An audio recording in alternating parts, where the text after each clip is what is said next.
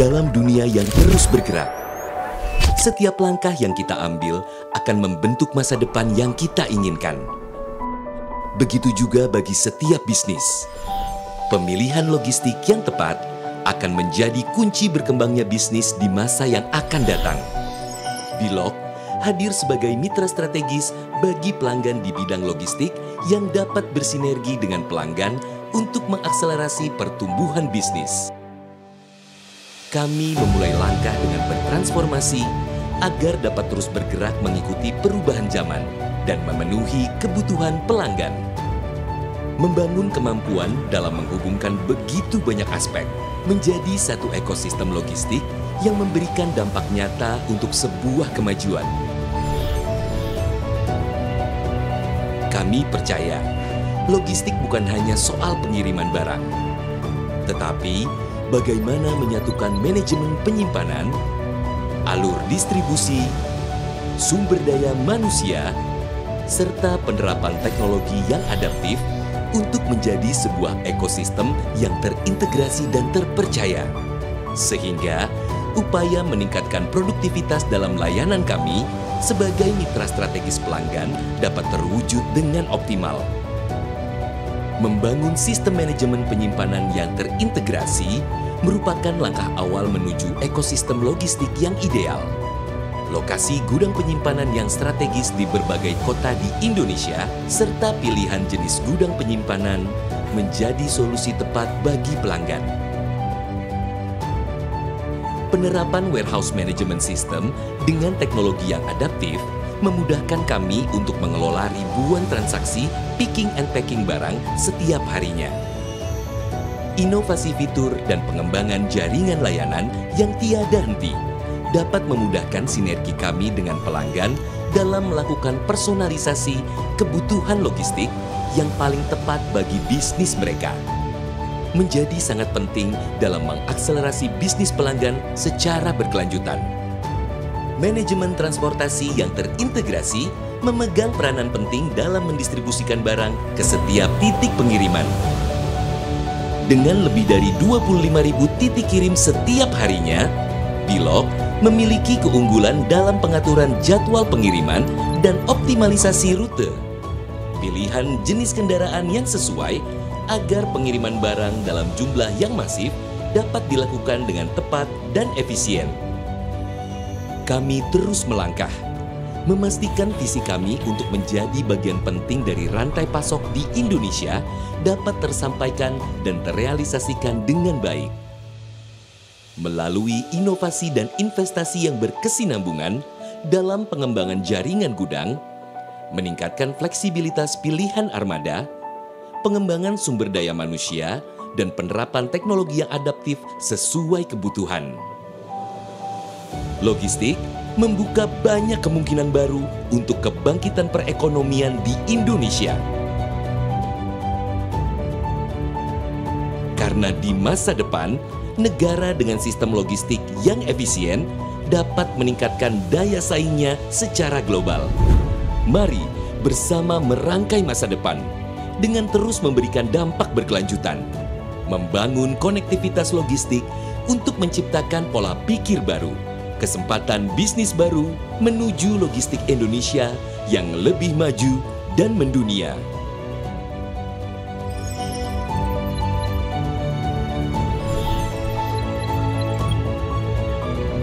Bilog, accelerate your business. Selamat siang dan selamat datang dalam acara Public Expose PT Trimitra Transpersada Tbk. Perkenalkan, nama saya Andre Benas dari BCA Sekuritas yang akan memandu acara pada siang hari ini. Izinkan saya untuk menyapa dan mengucapkan selamat datang kepada Bapak Michael Tilon selaku Direktur Utama PT Trimitra Transpersada Tbk, Ibu Wani Wijaya selaku Direktur PT Trimitra Transpersada Tbk, dan Bapak Gary Ardian, Chief Innovation Officer dari PT Trimitra Transpersada Tbk. Selamat datang untuk rekan-rekan.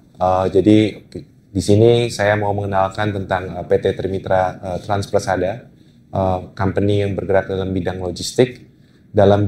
Kalau kita bicara tentang logistik, seringkali kita bayangkan adalah itu hanya bisnis pengiriman barang. Tapi sebenarnya ada dimensi lain yang jarang dibahas tentang bisnis logistik.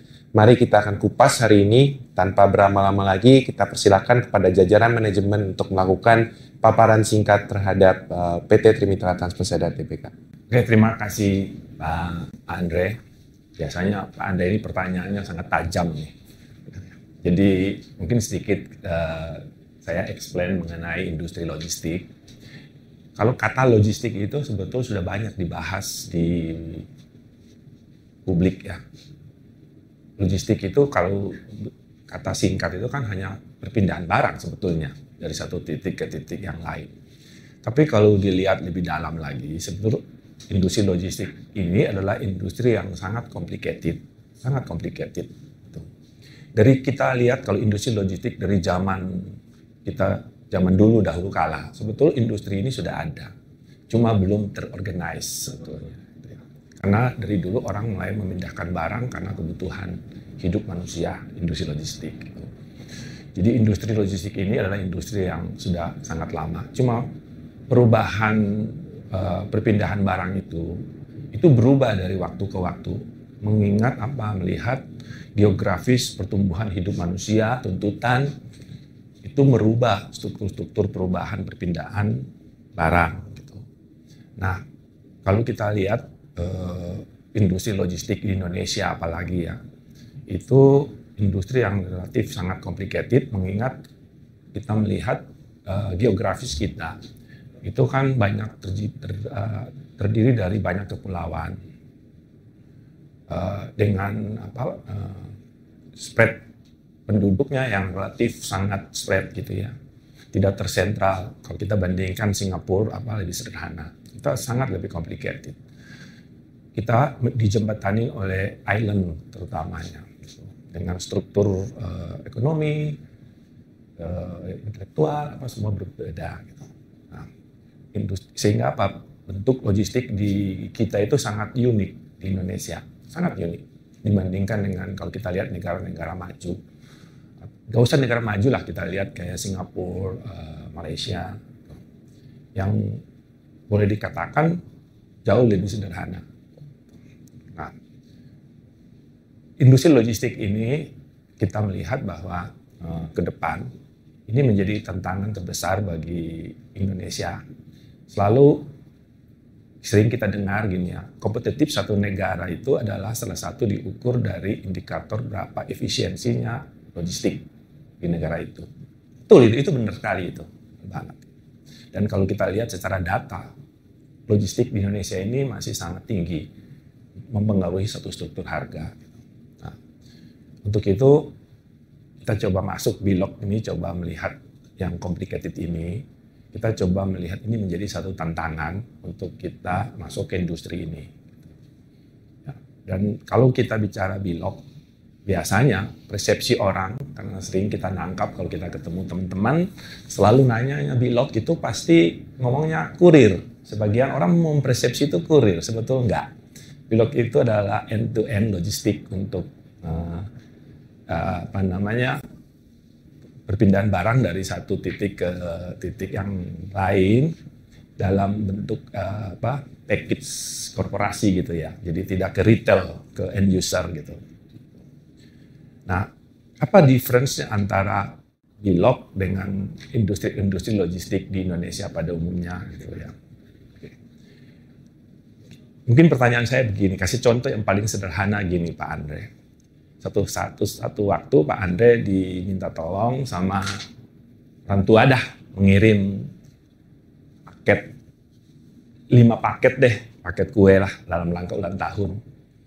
Apa yang ada di benak Pak Andre? Gimana cara, apa yang dipikirin dulu mengenai distribusinya? Coba, ini sebagai contoh.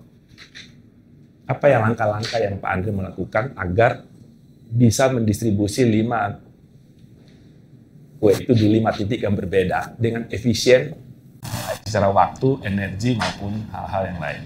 Apa yang kira-kira Pak Andre pikirin? Yang saya pikirkan mungkin kalau mengirim ke 5 titik adalah pergi ke satu tempat pengiriman, kemudian make sure si pengirim itu bisa mengirimkan dalam waktu bersamaan dan sampai bersamaan. Nah, itu secara yang universalnya begitu ya. Tapi kan belum tahu ya Pak, waktu kita mengirim ke 5 titik, kita harus bagaimana bisa memastikan bahwa yang kita kirim ini sesuatu yang bisa lebih efisien, betul nggak? Kan banyak constraint yang kita harus lihat. Kalau pada umumnya orang dilihat adalah di Google Map. Oh, saya mau kirim ke titik A, ke titik B, dari sini berapa lama ya sampai titik itu. Dari titik ini ke titik ini. Itu sesuatu yang sederhana, padahal di dalam itu belum bicara efisiensi. Kita bicara kalau kita datang ke satu titik, belum tentu tuan rumahnya ada. Belum tentu kita lewatin itu trafficnya nggak jam. Belum tentu kita datang, paket itu nggak rusak. Karena waktunya sudah lewat, expired date-nya. Banyak constraint yang harus dilihat agar bagaimana mendistribusi lebih efisien. Enggak. Banyak constraint yang apalagi dalam jumlah yang masif. Sangat masif. Itu butuh constraint yang harus dilihat baik secara data, statistik, maupun faktor-faktor infrastruktur lain. Agar distribusi itu jauh lebih efisien. Enggak. Nah, kita melihat bahwa, Bilog ini melihat bahwa pengiriman di Indonesia ini pada umumnya banyak constraint yang memang mereka mengeliminir itu sehingga distribusinya belum efisien. Nah, kita Bilog coba hadir di industri ini dengan membangun satu model bisnis yang berbeda berbasis pada teknologi, knowledge ya, dan data statistik itu untuk mencari efisiensi. Pada saat proses pengiriman itu bisa jauh lebih efisiensi gitu. Dengan constraint mengenai traffic, mengenai loading time, mengenai window time, receive order, itu banyak nanti akan dijelasin sama Pak Gary ya. Nah, sehingga kita mendistribusi itu mencari modeling yang berbeda dari pada umumnya. Itu kira-kira kenapa Bilog hadir di industri logistik. Kira-kira gitu Pak. Terima kasih Pak Michael atas brief overview tentang kegiatan perseroan. Sekarang untuk mengenal lebih jauh PT Trimitra Trans-Persada, Pak Michael mungkin bisa menjelaskan profil perusahaan dari PT Trimitra Trans-Persada. Jadi Trimitra Trans-Persada itu lahir dari awal itu adalah perusahaan rental company. Berjalannya waktu pada tahun 2017 itu terjadi perubahan sedikit di manajemen. Kebetulan saya hadir di 2017 itu melihat lagi, memetakan lagi kembali mengenai bisnis Trimitra Trans-Persada di rental ini. Nah, kita melihat bahwa industri rental itu terlihat sudah mulai agak sunset ya. Sehingga kita memetakan kembali lagi bisnis Trimitra Trans-Persada ini ke depan. Nah, kita melihat bahwa industri logistik adalah salah satu peluang yang baik untuk di Indonesia ini, karena triggernya itu salah satu kita melihat adalah pada saat pemerintahan Jokowi, beliau sangat concern dengan pembangunan infrastruktur dan banyak regulasi-regulasi yang ya dirapikan lah ya. Ini akan mempengaruhi struktur perubahan di logistik. Nah, ini adalah peluang yang bagus, sehingga kita melakukan satu transformasi di 2017 dari industri rental kita mentransfer ke logistik bisnis gitu loh. Nah, kalau kita bicara logistik kan cukup besar. Ada warehousing dalam satu ekosistem ya, ada warehousing, ada transport, ada custom, dan macam-macam. Nah, kebetulan kita lihat karena kita juga waktu kita industri rental kita ada beberapa vehicle juga di tempat ya, dan kita melihat ini adalah peluang untuk kita masuk. Jadi kita memilih adalah di change transporter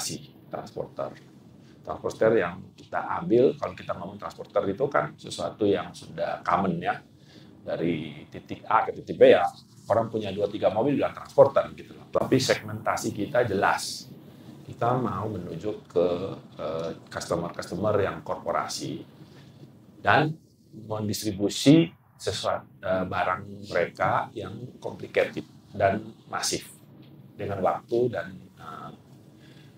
jadwal yang ketat gitu. Nah, kita coba masuk ke situ berbekal modal kita punya data, kebetulan punya sistem, punya sedikit pengalaman, kita coba masuk gitu ke segmen itu, yaitu transporter tapi distribusi barang yang sifatnya masif dengan spread wilayah yang cukup luas gitu. Nah, 2017 kita masuk ke industri logistik. Berjalannya waktu pada 2018 kita melihat bahwa kita mulai yakin, confirm bahwa industri ini akan baik, akan bagus, sehingga kita untuk memperkuat di market persepsi kita di industri ini, kita merubah nama dari dulu yang namanya Trimitra Transpersada atau disingkat TTP, dan ubah menjadi kita rebranding lagi menjadi Bilog. Bilog ini memperkuat bahwa bisnis kita adalah bisnis logistik gitu. Kita masuk pada perubahan itu di 2018 gitu.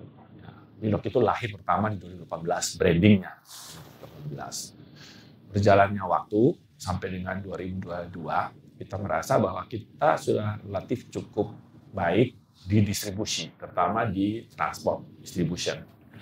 Berbekal kita juga melihat data bahwa kalau kita mau efisien lagi mendistribusi satu barang, bahwa chains yang kita harus kuasai itu adalah salah satu adalah di warehousing. Kenapa di warehousing? Walaupun di transport kita sudah banyak melakukan perubahan-perubahan, kita sudah bangun yang namanya routing system, dispatching. Tetapi kalau di belakangnya, di warehouse-nya tidak terlalu kita kelola dengan baik, kita juga tidak bisa mencapai efisiensi yang maksimal.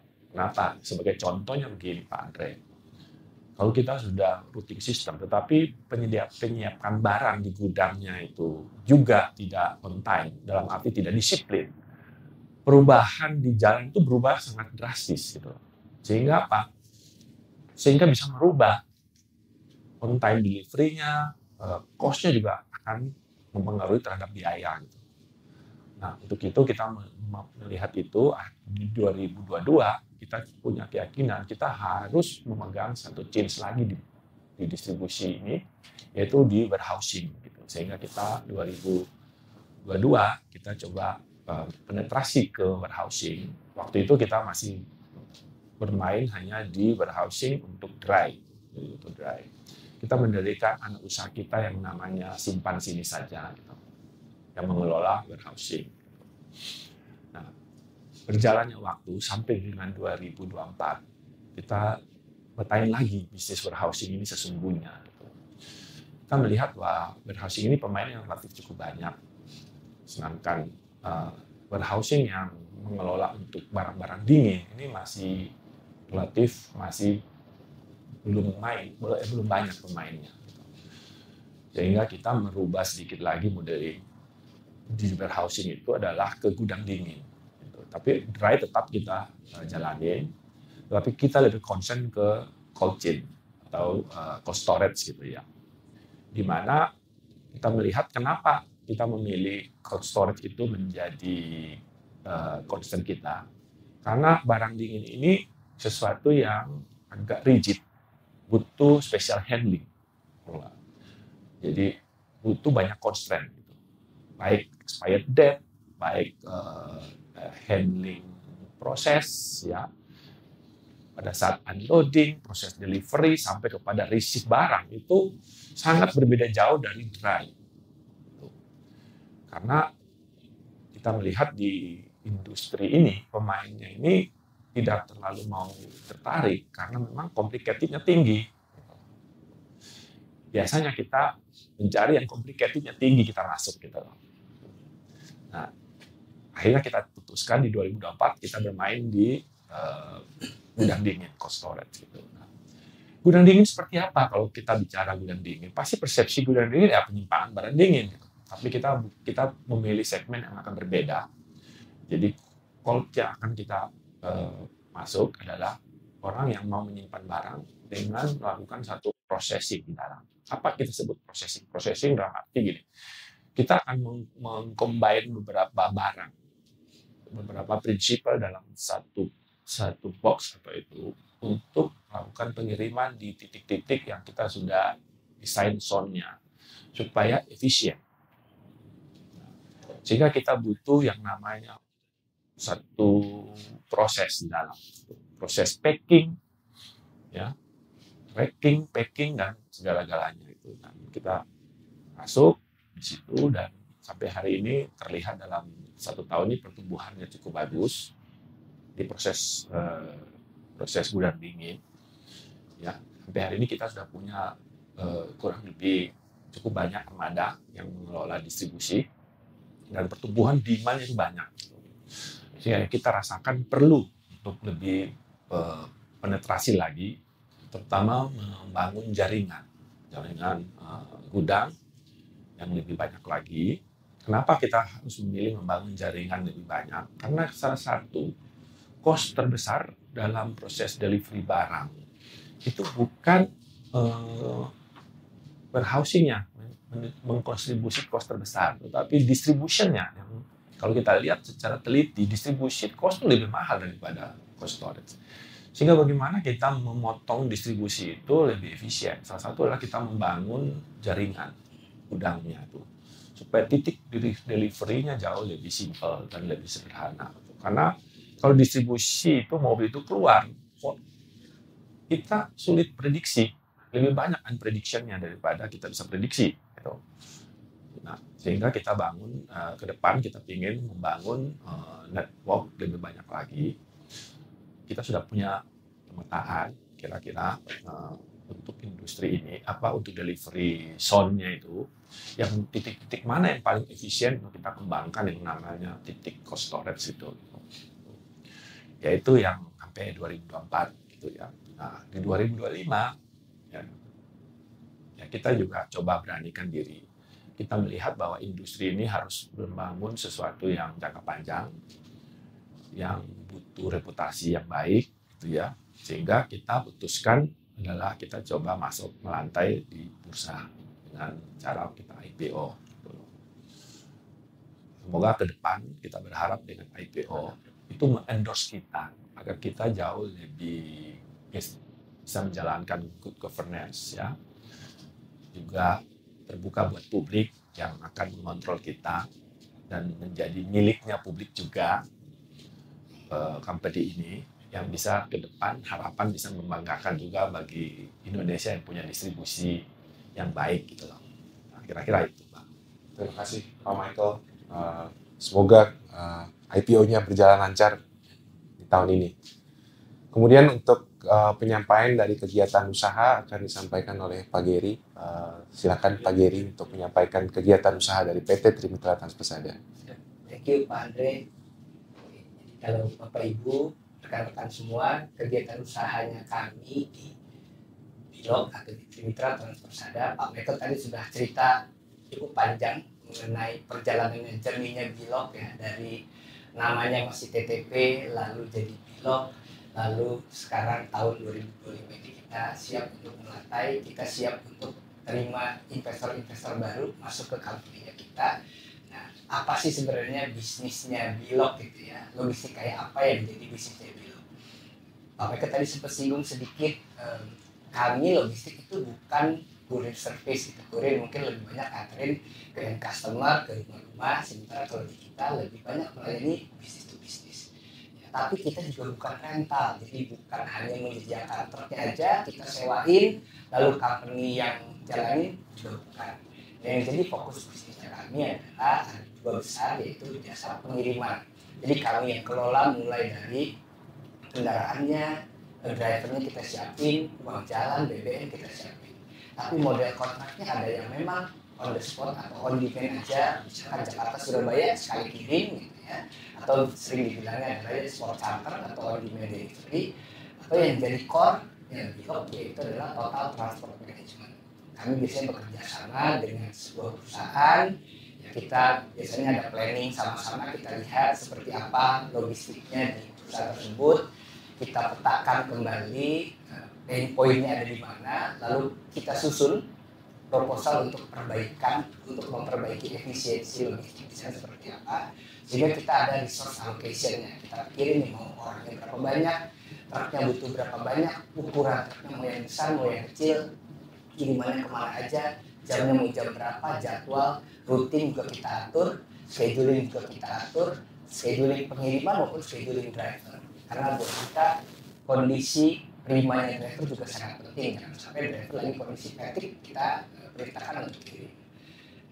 Kami juga lengkapi dengan sistem yaitu transport management system untuk mengatur kapan mesti berangkat, barangnya sudah sampai atau belum, rutenya lewat mana, sehingga efisiensi dari pengiriman bisa tercapai.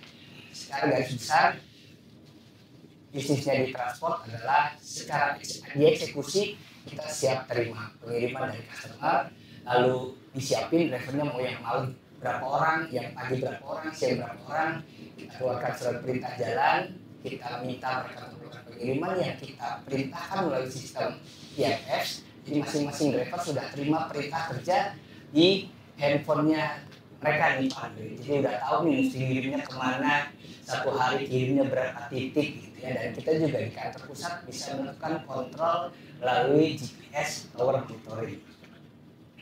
Itu adalah proses eksekusi di lapangan.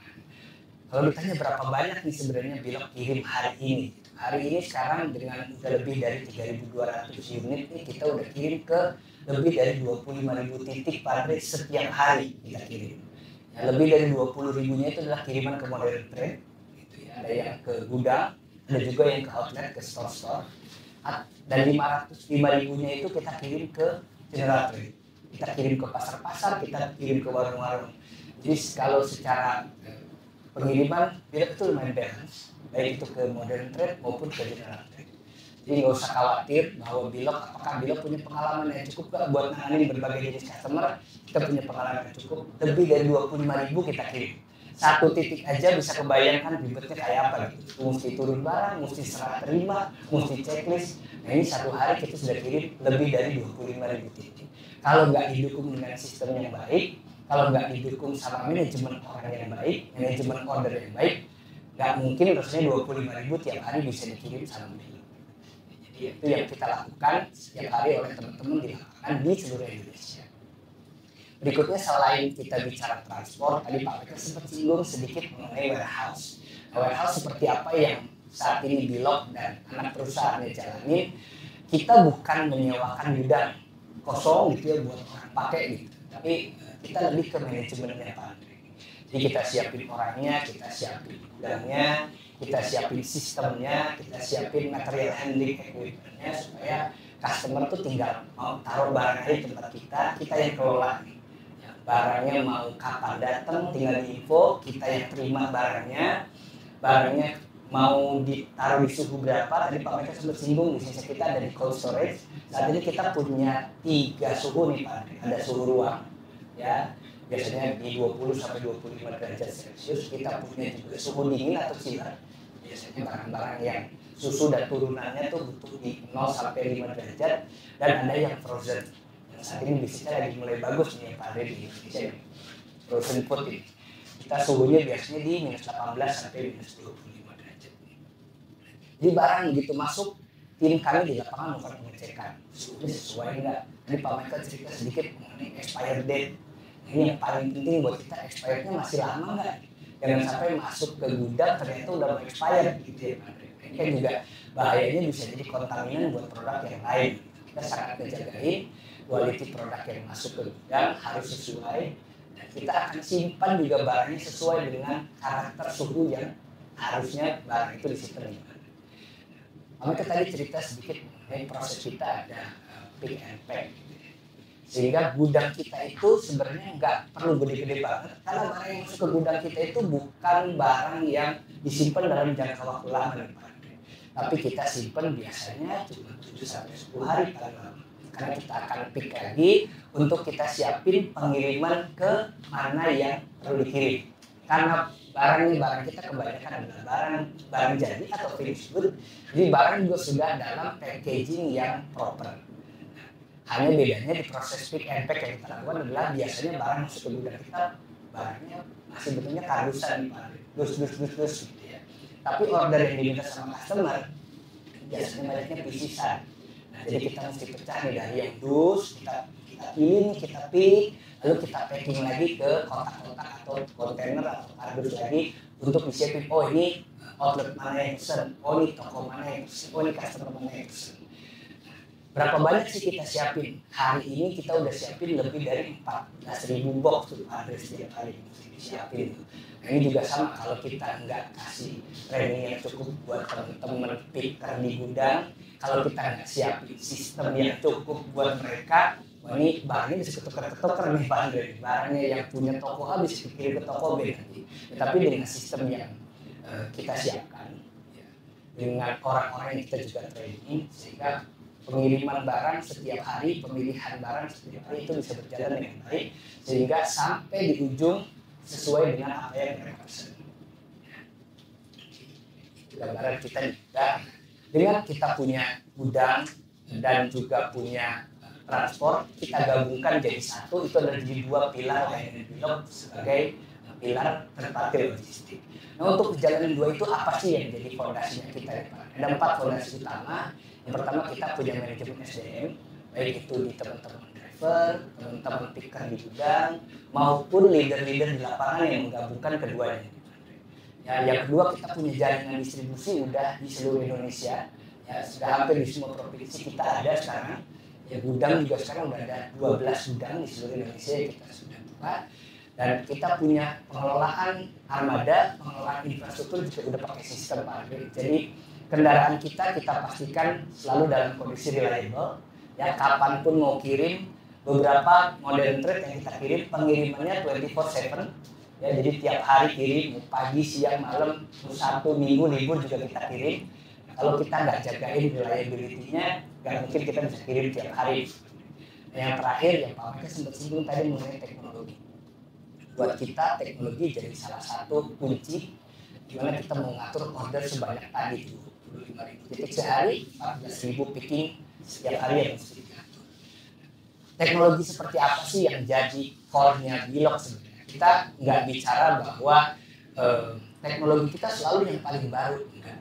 Tapi kita selalu bilang teknologi kita adalah yang paling adaptif, yang paling sesuai dengan kebutuhan.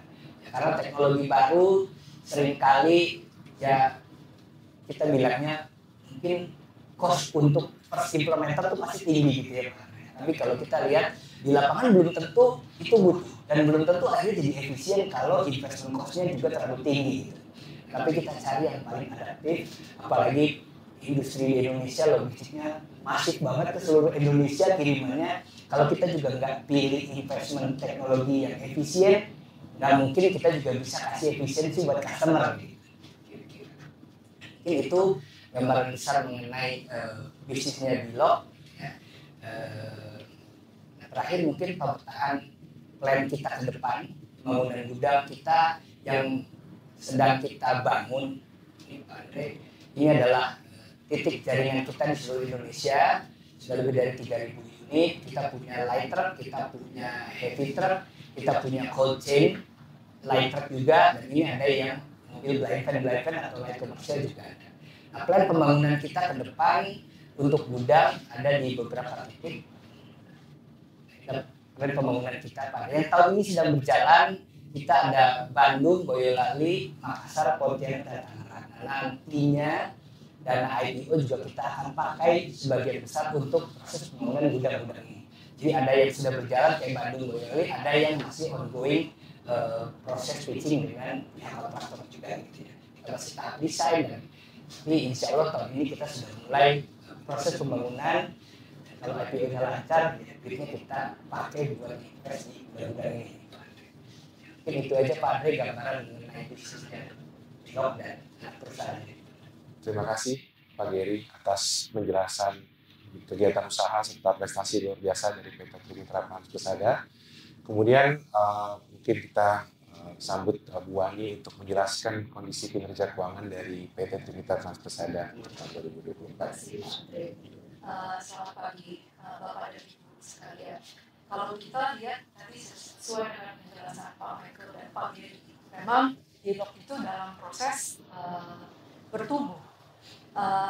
kita melihat kalau bertumbuh itu pasti melihatnya ke belakang dulu ya Pak, performance-nya Bilog tuh tahun-tahun sebelumnya seperti apa. Kemudian proyeksi ke depan itu growth-nya seberapa banyak. Dan ketiga pasti at the end pemegang saham pasti bertanya return-nya buat pemegang saham tuh berapa banyak sih.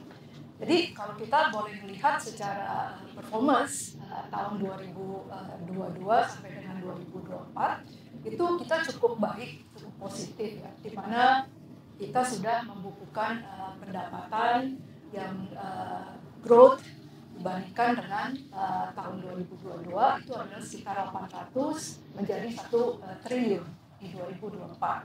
Jadi growth-nya itu signifikan kalau kita melihat adalah sekitar 30% karena ini tadi 2022 kan kita mulai masuk ke bisnis gudang, kemudian 2024 tuh kita mulai masuk ke cold storage. Kemudian 2025 sampai dengan 2026 itu kita melakukan investasi yang cukup banyak karena kita lagi membangun gudang-gudang seperti yang tadi Pak Gary ceritakan, kita membangun beberapa gudang, 5 gudang, dan juga kita membeli unit-unit truk yang baru untuk mensupport transportasi maupun juga cold chain. Jadi kita punya revenue di tahun 2025 itu sekitar 1,2 triliun yang kita expect akan mencapai angka 2 triliun di tahun 2029. Kalau kita bandingkan 12% CAGR dari tahun 2022 itu lebih tinggi dibandingkan dengan industri secara gabungan, baik industri untuk transportasi maupun untuk warehouse secara keseluruhan. Next, kemudian kita lihat secara komposisi dari pendapatan perusahaan. Kita melihat pendapatan transport sama gudang. Karena tadi awal-awalnya kan kita lebih berfokus kepada transport. Komposisinya di tahun 2024 itu sekitar 80-an%, 90% dibanding 7%, kemudian akan berubah komposisinya sesuai dengan perkembangan bisnis kita menjadi 83% untuk transport dan 17% untuk gudang. Nah, kalau dilihat dari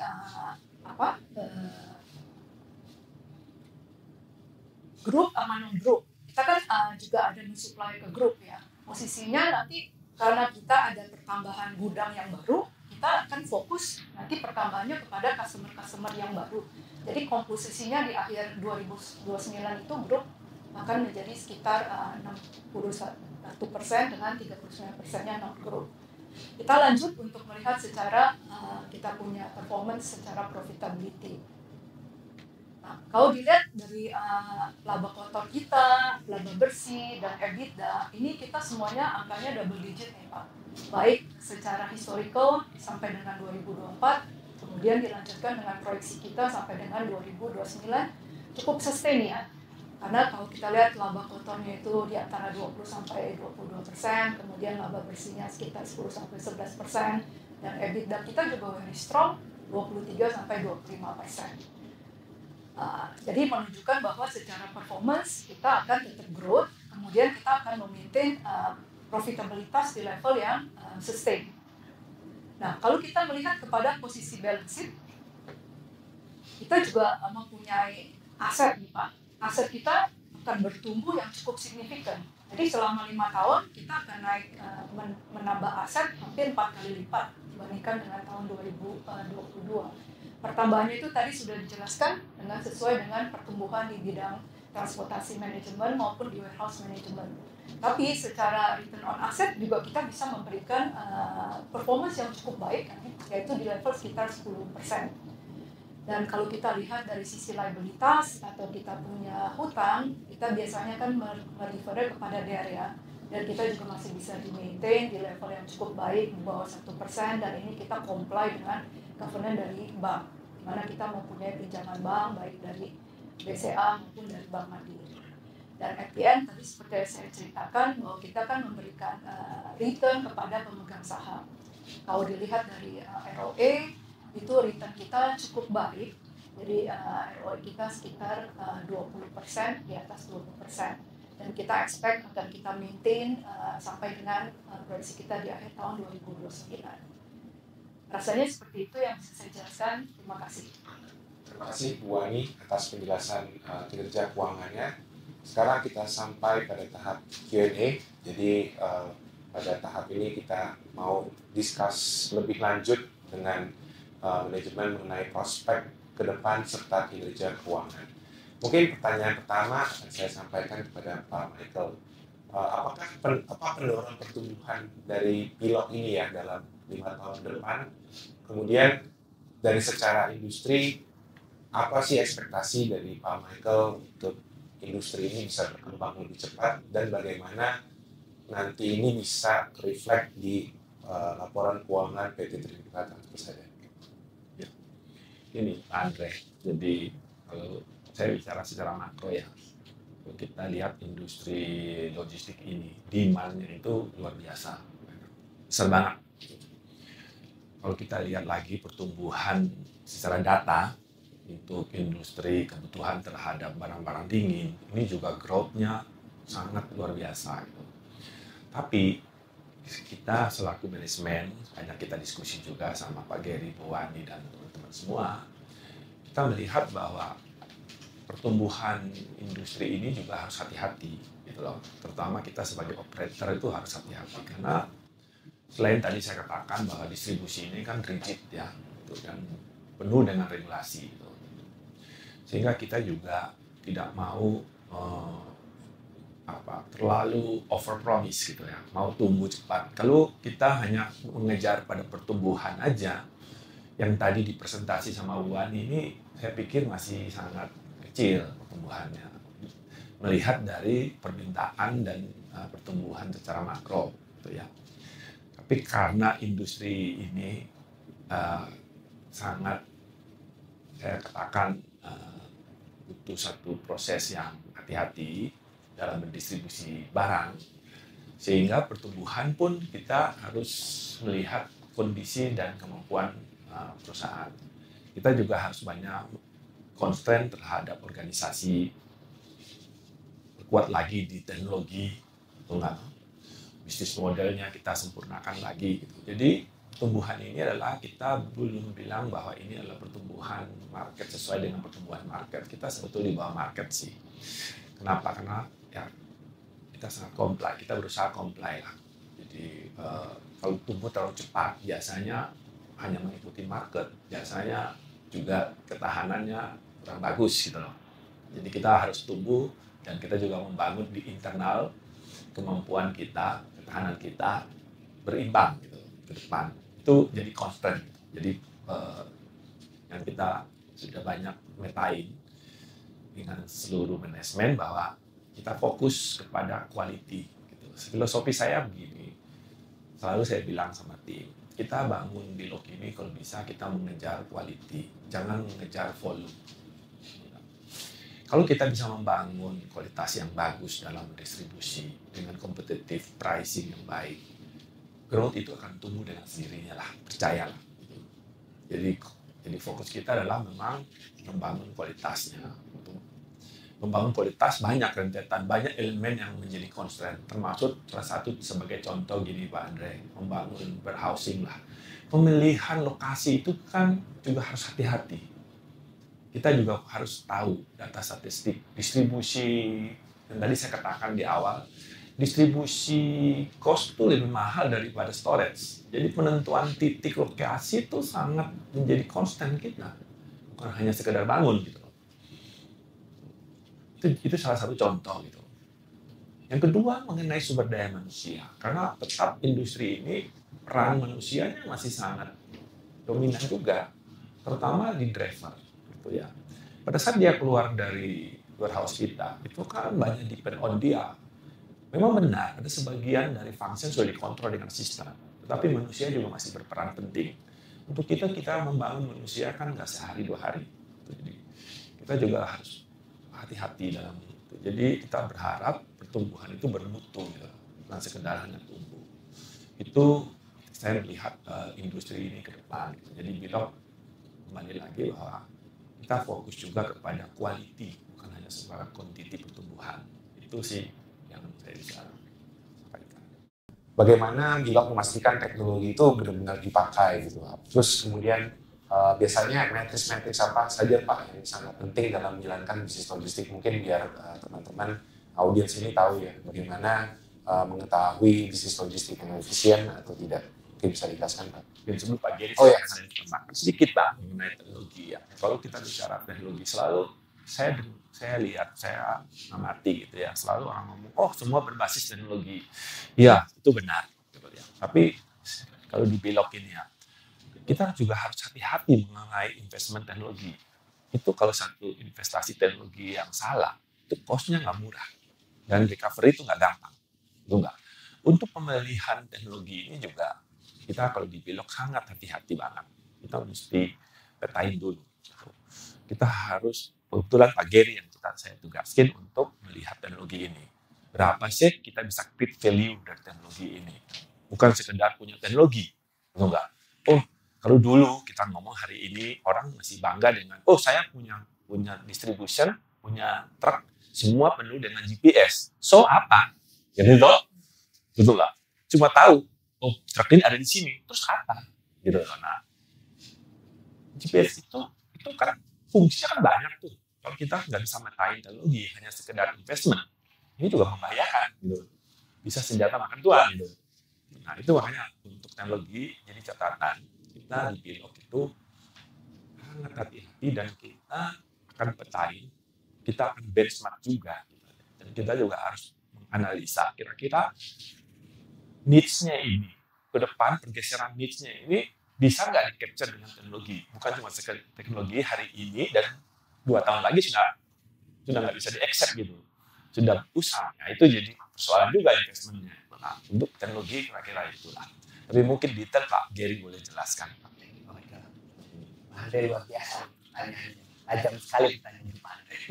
Ya mengenai teknologi ya. Kalau kita bicara teknologi, Pak Andre sudah singgung banyak mengenai teknologi. Tapi secara garis besar kira-kira kita coba align antara teknologi dengan tadi pertanyaannya Pak Andre mengenai KPI atau poin-poin apa sih yang kita kontrol dalam bisnis sehari-hari. Jadi kita coba align antara teknologi yang kita pakai harus mendukung apa yang kita juga mau capai. Kita bicara mungkin dari apa yang kita mau capai dulu. Kita ingin efisien dan juga efektif. Jadi bukan sekedar efisien tapi nggak efektif atau efektif tapi nggak efisien. Maka dari itu yang paling kita kontrol keseharian itu adalah produktivitas dan efisiensi. Jadi baik di gudang kita coba kontrol produktivitas orangnya. Di driver juga sama, kita cek productivity drivernya, kita cek juga utilisasi kendaraan. Oleh karena itu sistem yang kita bangun untuk mendukung hal-hal untuk mengontrol seperti ini.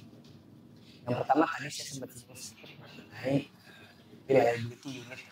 Jadi gimana utilisasi unitnya bisa bagus, yang breakdown time-nya harus sekecil mungkin. Gimana kita mau kelola breakdown-nya sekecil mungkin? Kita coba sambungin antara selama ini sebelumnya driver, bengkel, orang kantor pusat, orang operasional itu jadi bagian yang terpisah sendiri-sendiri. Ini cerita ke sini, oh mobilnya kurang oke, ada ini buat ngasih tugas ke bengkel itu masih prosesnya panjang. Tapi kita bangun ekosistem yang menggabungkan semuanya. Jadi driver, bengkel, orang pusat, orang operasional juga tahu, oh mobilnya lagi ada nggak enak nih, perlu diservis nih. Lalu bengkel mana yang mau kerjain, apa yang mesti dikerjain, spare part-nya apa itu dalam satu ekosistem.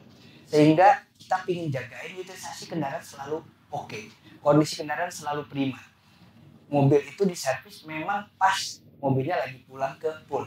Sebelum proses loading berikutnya, kita lakukanlah proses servis. Kalau schedulingnya nggak benar, kalau kita nggak punya teknologi yang memadai buat ini, artinya servisnya bisa kelewat, mobilnya bisa breakdown di tengah jalan, akhirnya yang kita khawatirkan kiriman barang nggak tercapai. Salah satu utilisasi yang kita jagain juga ke customer itu yang pasti ada impact adalah on time delivery. Jadi gimana kiriman yang diminta sama customer itu harus on time. On time memang kalau kita bicara B2B ada yang satuannya jam, ada yang satuannya hari. Karena di beberapa gudang-gudang besar biasanya kita juga nggak bisa exact jamnya. Karena juga antrian untuk bongkarnya cukup panjang, tapi yang kita kelola adalah bagaimana sesuai dengan permintaan customer. Mintanya hari ini, mintanya hari ini pagi, mintanya hari ini siang. Karena yang tadi Pak Mika sempat singgung mengenai window time. Apa sih window time di logistik? Itu adalah jam di mana customer bisa terima barangnya kita nih.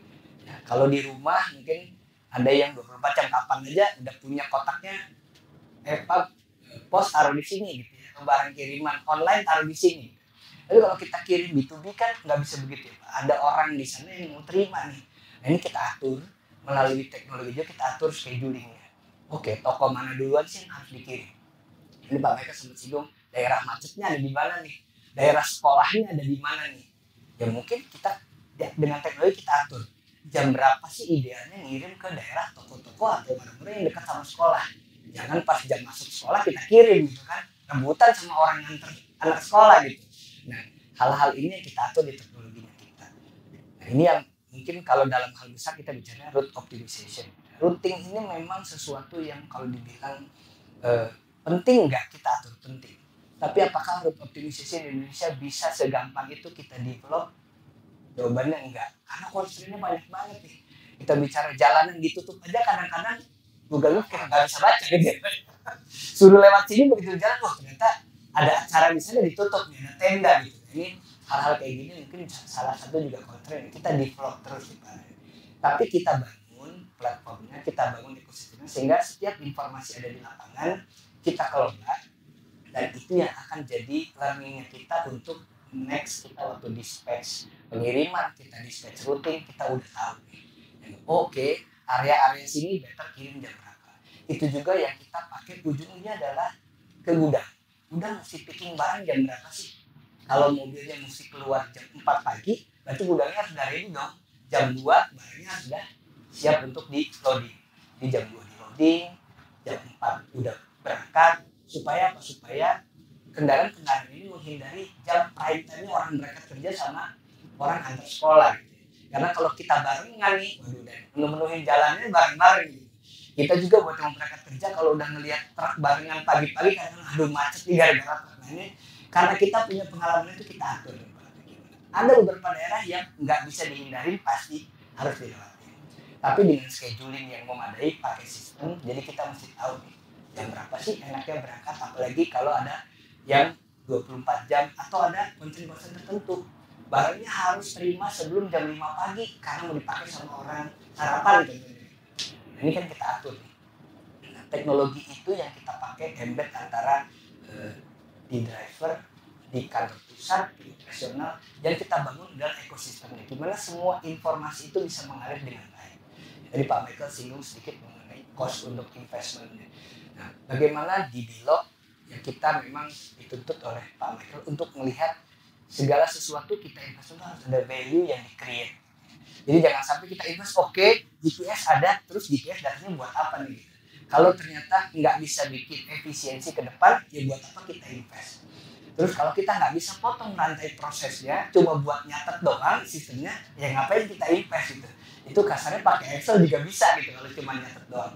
Tapi dengan sistem bagaimana kita bisa potong rantai proses sehingga bisa efisien, baik dari sisi resource maupun dari sisi waktu yang dibutuhkan untuk setiap proses. Kira-kira itu gambarannya Pak. Terima kasih Pak Geri, penjelasan yang sangat deskriptif untuk menjelaskan bisnis Bilog. Kemudian untuk Bu Wani, kan tadi mungkin IPO untuk membantu pendanaan juga dalam spending capex. Nah mungkin pertanyaannya setelah IPO strategi pendanaan buat Bilog untuk bisa lebih optimal seperti apa ya Bu ke depannya? Ya Pak, terima kasih Pak Andre. Kalau kita melihat tadi Bilog secara overall performance, kita itu sangat hati-hati dalam memanage kita punya capital structure. Kalau kita merefer tadi kita punya debt to equity ratio itu kan masih dalam level yang cukup baik dan kita tuh cukup sehat. Nah, dengan adanya seperti itu, struktur permodalan kita tuh very strong dan kita punya fleksibilitas gitu loh ke depan, khususnya untuk mensupport growth dari perusahaan. Tadi Pak Michael, Pak Geri juga sudah bilang kalau kita mau bertumbuh itu kita harus hati-hati. Jadi kita juga sangat hati-hati untuk memanage kita punya capital structure. Khususnya kalau di sekarang ini kan khusus tahun 2025, di mana kita melakukan investasi yang cukup besar, kita itu memanage komposisi antara internal cash flow kita, kemudian juga dengan dana IPO, dan kemudian kalau kita memang masih membutuhkan dana pinjaman, pasti kita akan mengambil dana pinjaman, di mana kita punya fasilitas dari beberapa bank yang masih ada availability-nya. Jadi ke depan kita akan selalu melihat hal itu, Pak. Jadi berapa pertumbuhannya, berapa besar capex yang diperlukan, kemudian kita punya komposisi yang terbaik seperti apa, dan tidak menutup kemungkinan memang kita akan melakukan corporate action ke depannya jika itu diperlukan. Demikian. Terima kasih Bu Ani. Mungkin sebelum kita mengakhiri sesi ini, mungkin pertanyaan terakhir untuk Pak Michael. Mungkin sekali lagi untuk teman-teman calon investor PT Trimitra Transpersada di sini, mungkin Pak Michael bisa menjelaskan bagaimana membuat sektor ini semakin relevan Pak terhadap sektor perdagangan di Indonesia ya, biar lebih menarik itu para investor ini tertarik dengan bisnis logistik Pak. Ya.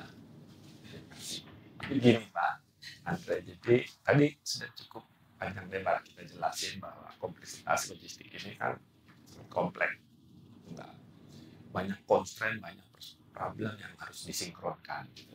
Jadi kita melihat bahwa dengan hanya bermodal doang, uang masuk ke industri ini bukan sesuatu hal yang mudah gitu. Kita melihat bahwa membangun satu industri logistik ini ke depan yaitu memang butuh pengalaman, butuh knowledge yang cukup gitu loh. Kenapa? Karena butuh stabilisasi ke depan. Jadi bukan cuma sekedar orang punya duit masuk bikin perusahaan logistik jalan gitu. Nggak seperti itu, nggak seperti berdagang barang. Kita butuh reputasi, butuh pengalaman, untuk mendapat kepercayaan gitu. Untuk mendapat kepercayaan kan butuh pengalaman kita dengan customer itu harus positif gitu ya. Jadi membangun industri ini butuh memang, saya kira kita hari ini Bilog sudah berjalan dalam track yang benar. Kita tadi saya katakan kita nggak mau juga tumbuh asal sekedar numbuh. Kita tumbuh dengan berkualitas. Jadi ke depan itu kita bisa, company ini bisa berjalan, bisa panjang gitu. Mungkin suatu saat saya nggak ada, bisa sampai anak cucu pun bisa berjalan company ini, bukan sekedar hanya distribusi barang, besok pergi gitu. Ya, kita butuh reputasi. Jadi pemilihan industri logistik itu butuh melihat latar belakang juga, gitu ya. Terutama pengalaman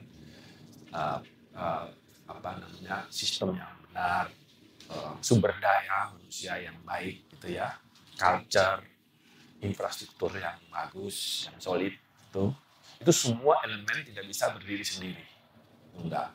Jadi uang bukan segala-galanya untuk membangun industri ini kalau kita ngomong yang benar gitu ya. Butuh proses, butuh waktu gitu loh. Nah, saya kira itu salah satu hal yang harus menjadi concern buat para investor. Tapi salah satu dengan kita IPO, kita sebetulnya kan IPO itu biasanya persepsi utama yang memang utama kan mencari pendanaan, itu common lah. Tapi dengan IPO itu kan sebetulnya kalau saya bilang IPO itu adalah marketing, reputasi. Karena kita pasti IPO itu kan penuh dengan regulated gitu, memaksa kita untuk menjalankan lebih comply, lebih regulated gitu. Sehingga dengan kita IPO itu sebetulnya marketing. Yang kedua tadi saya sempat jelaskan bahwa kita dengan IPO itu kita akan penetrasi ke market, terutama di daerah-daerah. Kita bangun warehouse. Ke depan cukup ya relatif kita akan concern mengembangkan network gitu. Itu yang salah satu meng-create new customer itu. Karena saya bilang ini banyak permintaan-permintaan di luar daerah yang memang kita nggak bisa capture karena infrastruktur kita belum lengkap gitu. Kita harapkan dengan pembangunan infrastruktur yang lebih masif itu mengkontribusi portofolio. Yang berikutnya itu adalah memang kita di pusat juga sudah mendesain organisasi yang akan penetrasi ke market. Dan kita percaya dengan berjalannya waktu, dengan kita punya pengalaman dan data, dan kita bisa mendelivery efisiensi, ya, itu adalah salah satu bagaimana mencapai menetrasi ke market gitu. Ujung-ujung kan prinsipal atau klien itu kan butuh memindahkan barang dengan efisien dan aman dan baik gitu loh, bukan sekedar efisien gitu. Nah, dengan pengalaman kita, dengan data, dengan sistem dan teknologi, yang tadi Pak Gary sampaikan, kita hari ini sudah lebih dari 25.000 distance per days gitu ya. Itu kita sudah punya data pemetaan. Di mana, kapan, jam, daerah tertentu yang traffic jam, karena ada pasar.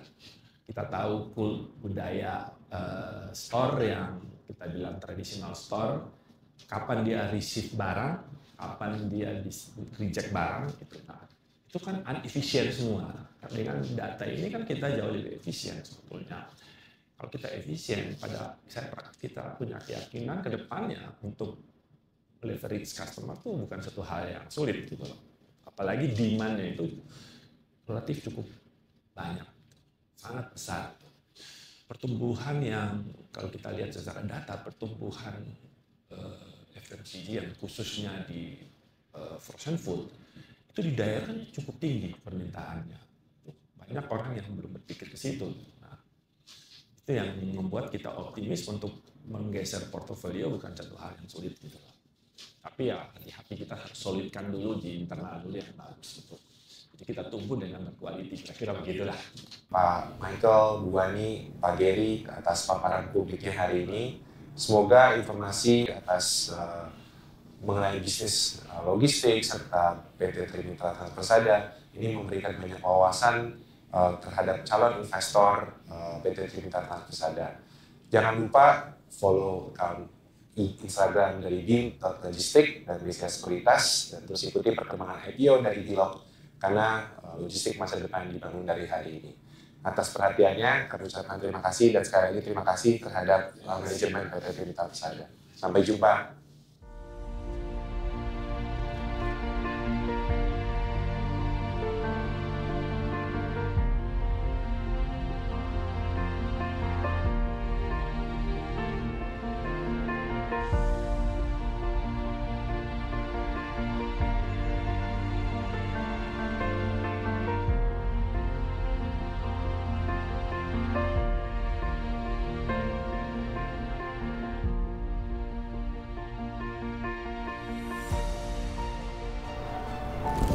Dalam dunia yang terus bergerak, setiap langkah yang kita ambil akan membentuk masa depan yang kita inginkan.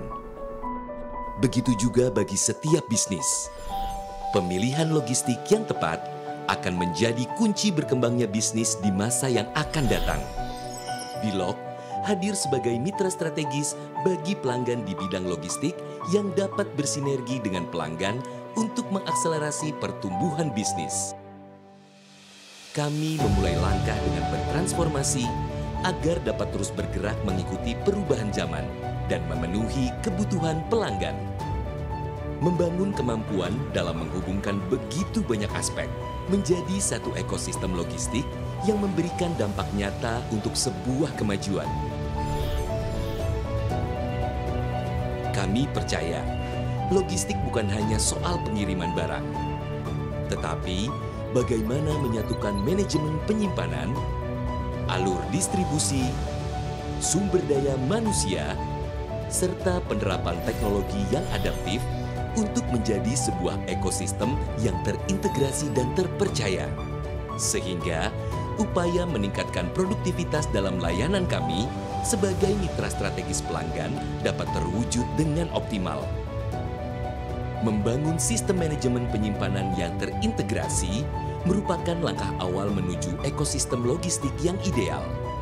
Lokasi gudang penyimpanan yang strategis di berbagai kota di Indonesia, serta pilihan jenis gudang penyimpanan menjadi solusi tepat bagi pelanggan. Penerapan warehouse management system dengan teknologi yang adaptif memudahkan kami untuk mengelola ribuan transaksi picking and packing barang setiap harinya. Inovasi fitur dan pengembangan jaringan layanan yang tiada henti dapat memudahkan sinergi kami dengan pelanggan dalam melakukan personalisasi kebutuhan logistik yang paling tepat bagi bisnis mereka. Menjadi sangat penting dalam mengakselerasi bisnis pelanggan secara berkelanjutan. Manajemen transportasi yang terintegrasi memegang peranan penting dalam mendistribusikan barang ke setiap titik pengiriman.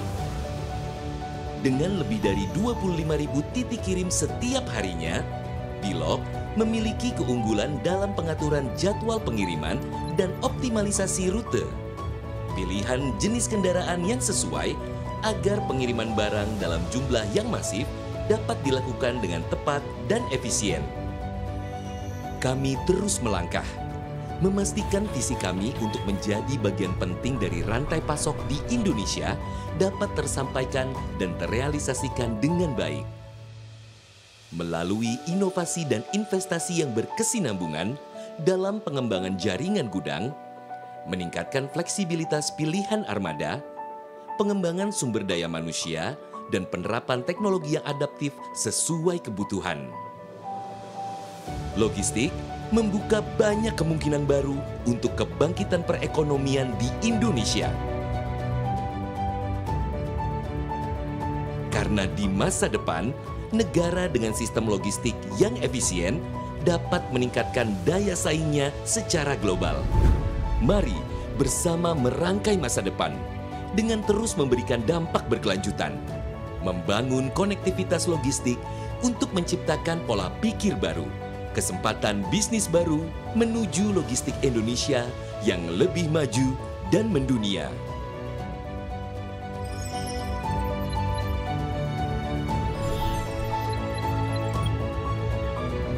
Bilog, accelerate your business.